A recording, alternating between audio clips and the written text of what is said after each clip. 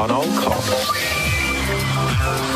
Le temps étant contre nous et nous allons parler maintenant de l'élection au Togo puisque vous êtes même togolais. Et écoutez, lors d'une séance de travail le jeudi 21 janvier dernier avec certains candidats à l'élection présidentielle au Togo, la CENI et Commission électorale nationale indépendante informaient ceci de l'évolution des travaux. Mais les candidats de l'opposition présents à cette séance de travail ont vivement contesté la procédure de révision des listes électorales et surtout le fichier électoral. Entre-temps, des marches de protestation ont été aussi organisées et pour exiger que l'élection se fasse en 2 phases, mais en vain. Et pourtant, ces candidats de l'opposition participent à cette élection.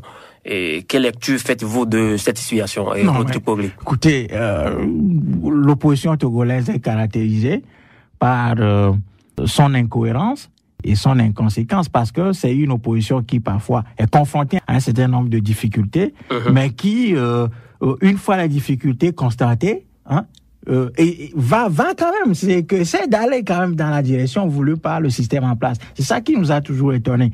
Mais que voulez-vous? C'est ce qu'on a actuellement au Togo. Et si nous ne sommes pas contents, je crois qu'il serait temps que nous puissions nous organiser pour porter un autre message avec un plan bien établi et une organisation structurée pour pouvoir les remplacer, ces opposants-là.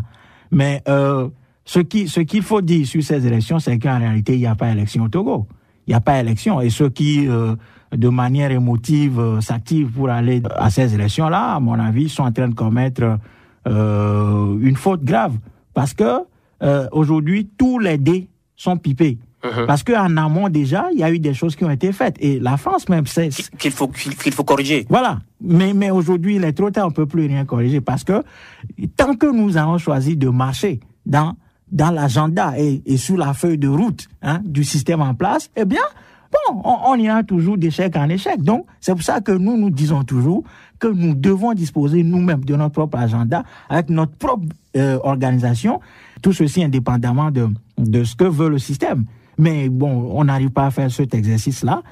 Et pour l'instant, je crois que on va vers un schéma plutôt gabonais, c'est-à-dire que la France et la Chine essentiellement, parce qu'il faut comprendre aussi comment la géopolitique tourne en Afrique actuellement. C'est-à-dire que si vous croyez que les Occidentaux d'une manière frontale s'opposent à la Chine, en Afrique c'est faux. C'est-à-dire qu'il y a des alliances qui se nouent pour que le butin soit partagé entre un certain nombre de compagnies chinoises et occidentales, notamment françaises. Donc, le schéma qui est en train de se dessiner au Togo, c'est que nous irons vers la proclamation de la victoire de Faure Gnassingbé, suivi d'un autre candidat. La 3e position, à mon avis, serait réservée à l'UFC, de sorte qu'on puisse sortir de ce face-à-face qui a tellement rebuté et qui a tellement cassé les pieds au pouvoir en place. Donc aujourd'hui, on est en train de sortir de ce système-là. Et moi, je crois que il faut comprendre que tant que nous ne serons pas indépendants, tant que nous ne disposerons pas de nous-mêmes avec l'ambition de satisfaire nos propres besoins, nous serons dans ce système-là. Donc, il faut revenir en arrière et comprendre que nos indépendances ont été sabotées. Et à partir de là, recommencer la lutte pour l'indépendance de l'Afrique. Et lorsque nous aurons fini par conquérir notre espace de liberté et d'indépendance, on pourra maintenant donner la parole au peuple de pouvoir s'exprimer librement. Mais dans la situation actuelle, je ne crois pas qu'il y aura élections en Afrique et particulièrement au Togo.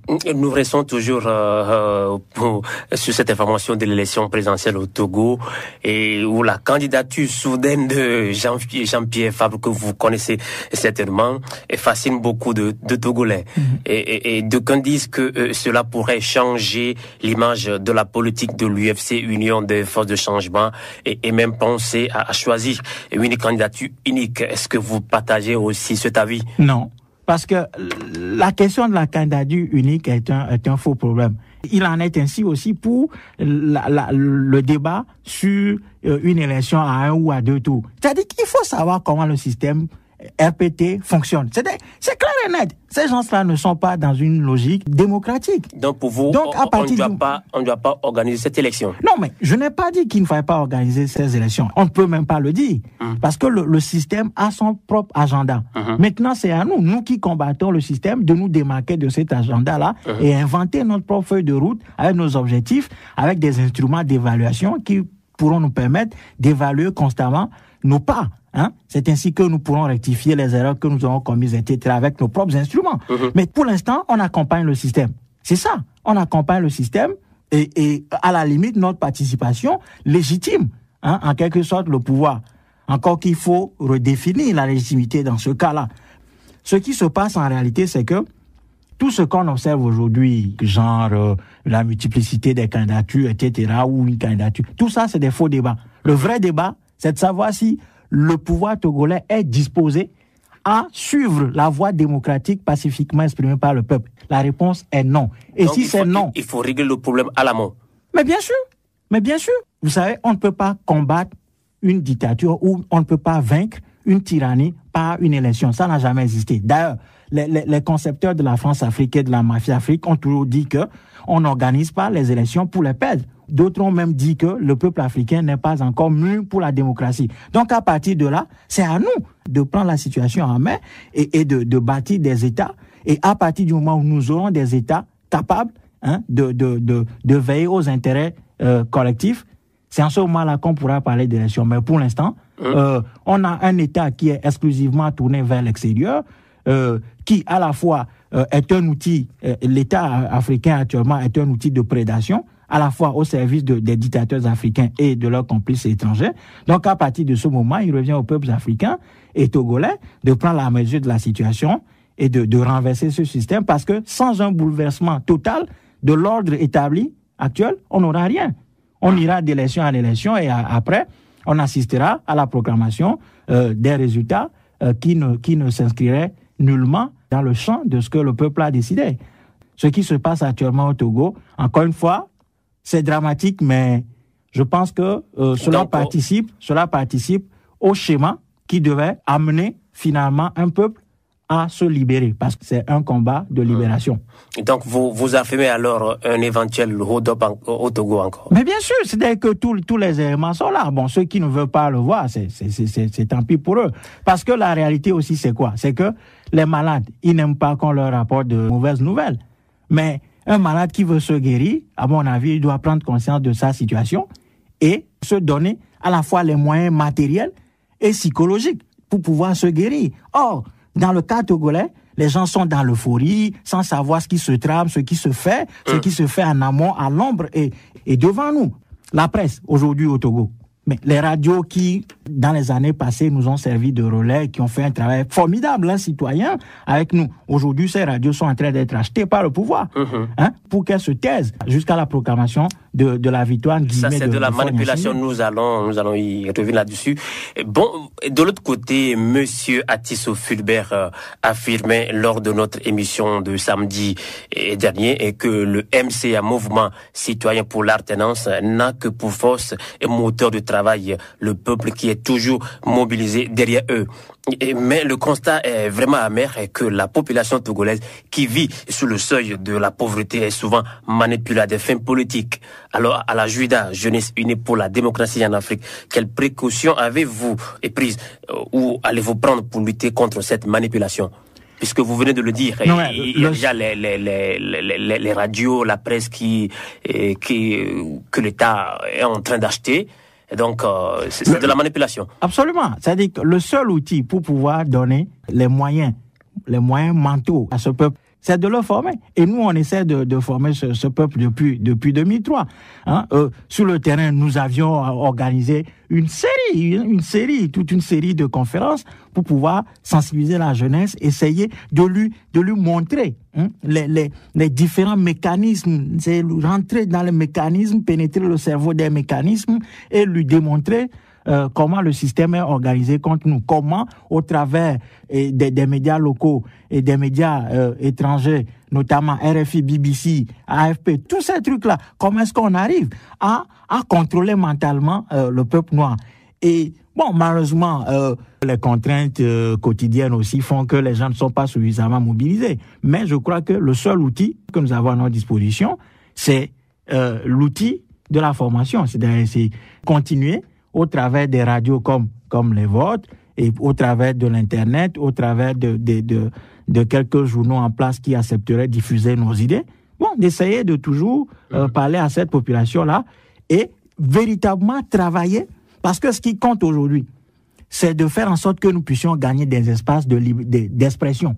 C'est ça même, c'est ça le combat qu'il faut mener. C'est pour ça même que les oppositions africaines commettent parfois cette erreur grave d'inscrire nos populations dans un schéma électoraliste. Parce que ce peuple, en réalité, a tellement de difficultés d'expression que c'est le premier combat qu'il faille faire, à notre avis, c'est de lutter pour que ce peuple dispose des espaces de liberté. Et à partir du moment où ce peuple disposera des espaces de liberté d'expression, eh bien, que ce soit l'expression de façon verbale ou de façon citoyenne exprimée par le vote, les gens s'exprimeront.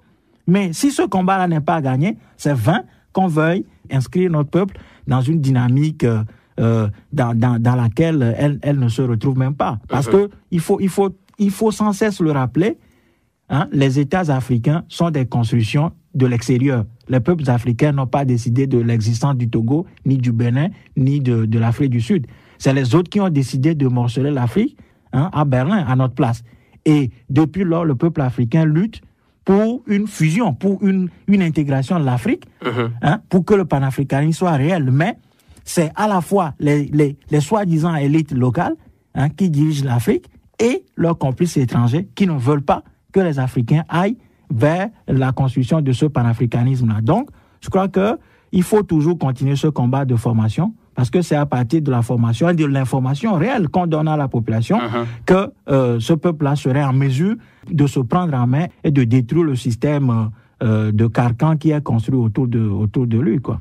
Malheureusement, Rodrigue Pougli, le temps est contre nous ce soir, mais je vous informe d'ores et déjà, et aussi à nos auditeurs qui sont câblés sur le www.kanaka.ca depuis le Togo, le Bénin, le Nigeria, en Allemagne, en Belgique. Nous vous saluons déjà et nous vous informons que déjà le 13 février, il y aura toujours encore dans ce studio même, Fenêtre sur l'Afrique, une émission spéciale présidentielle, élection présidentielle au Togo, 2 heures de temps. Là, on pourra encore en discuter. Alors, nous revenons maintenant sur votre association, la Juda.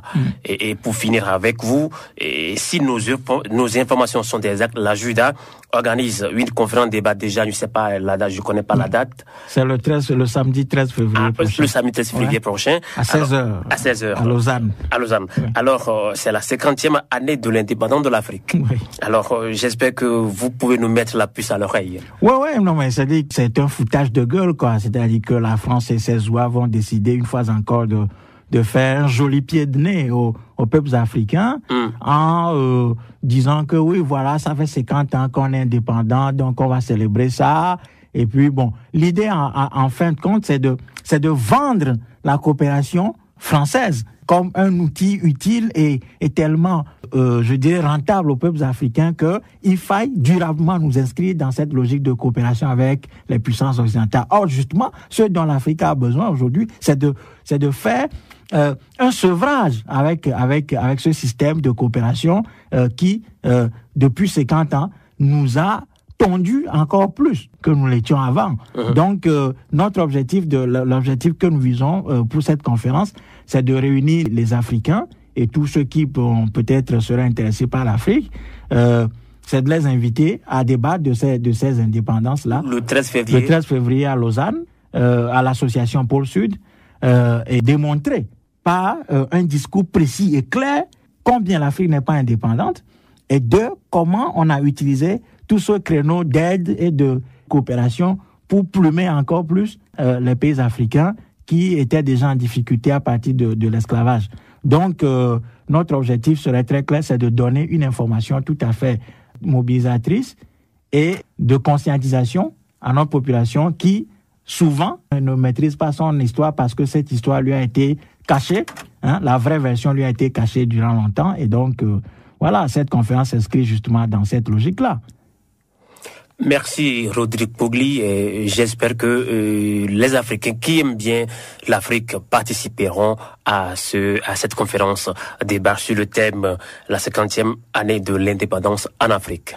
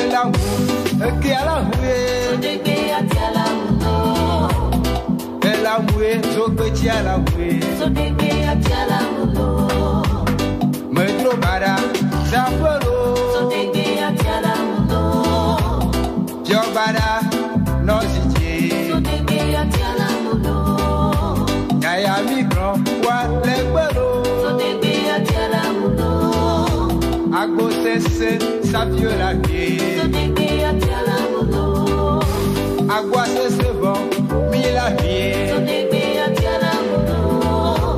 Gago